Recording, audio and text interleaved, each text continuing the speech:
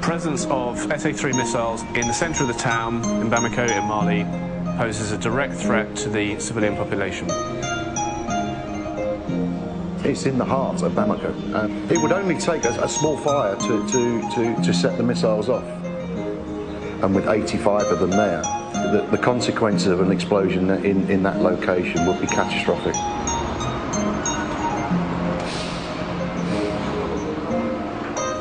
Ces missiles, ça constitue un grand danger pour la population. Donc, en l'absence de toute expertise à notre niveau pour les détruire, c'est pour cela que nous avons bien voulu demander à la hiérarchie qui a approché la menace pour la destruction de ces missiles.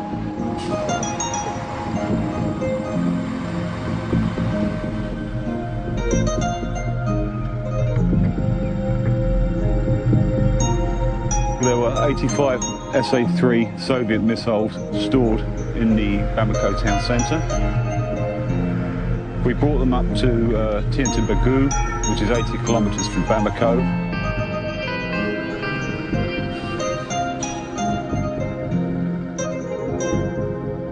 With the amount of explosive content that was in the missiles in Bamako, it would have probably taken out a radius of 8 kilometres, and that's a lot of Bamako to lose.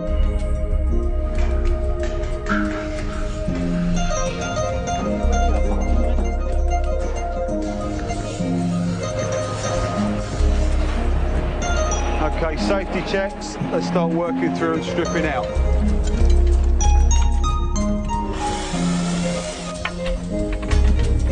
At this stage, we're going through the safety checks. We're moving the brain of the system here, so it can't function. The white nut here is one of the connections, and it connects onto the boosters, and we have to make sure there is no connection between the two.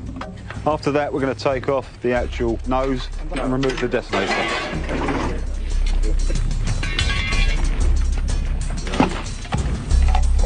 So there we have the detonator withdrawn. Once that's removed, nothing can function. These missiles are designed to hit targets in the air. It's a very common weapon system that was very prevalent in the 70s and 80s. The missiles come from Soviet Union. They were part of the Cold War arms race. They were delivered in 1978, but obviously they were stored and kept for the event of a war. Fortunately, that didn't happen. We'll take off the booster motor, the initial booster which pushes the missile off the ramp, and then the booster propellant will be taken away to be burnt.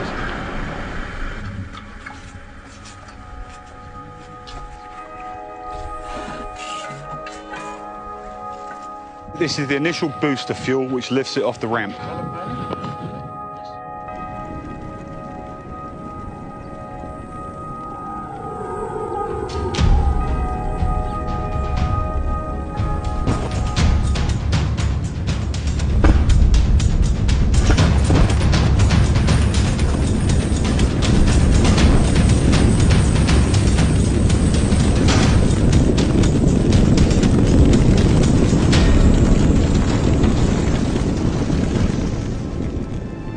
We know that disarmament is required globally, here on the continent, in the region, and in Mali. This operation contributes to broader disarmament, and it definitely contributes to human security and the protection of civilians. Getting rid of the weapons is the key to stabilisation, and once you have stabilisation, then the countries can continue to grow. There's also a broader contribution to the fight against terrorism, because ultimately this type of weapon system can be diverted for other means. For me, it's a pleasure to get rid of them. There's no need for them, why store them? All stations from Tango Delta 2 stand by. 10, 9, 8, 7, 6, 5, 4, 3, 2, 1, firing now.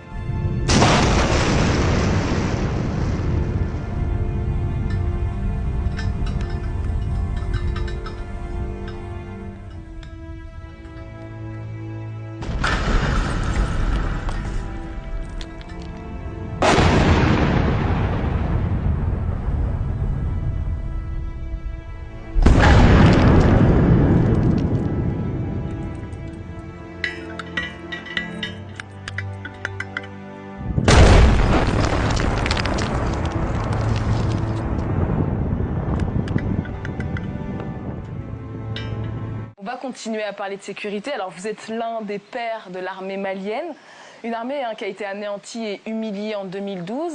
Est-ce que vous estimez aujourd'hui qu'elle est remise sur pied, cette armée? Mais il faut dire les choses telles que sont.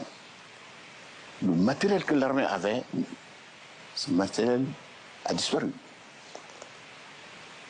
Il est devenu obsolète. Il a été récupéré par les djihadistes.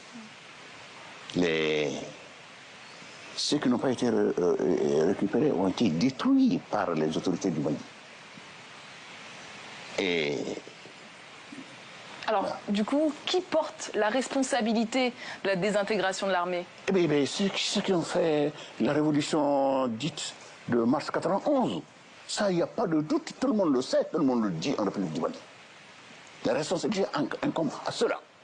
Alors, il y a une forte présence militaire étrangère au Mali, Barkhane, G5 Sahel, la MINUSMA. C'est la plus grosse honte de notre pays et de notre peuple. Vos mots sont forts. Très fort. Pourquoi? Je le dis. Parce que ce que j'ai laissé pour mon pays, les hommes que j'ai formés, que nous avons formés, disons.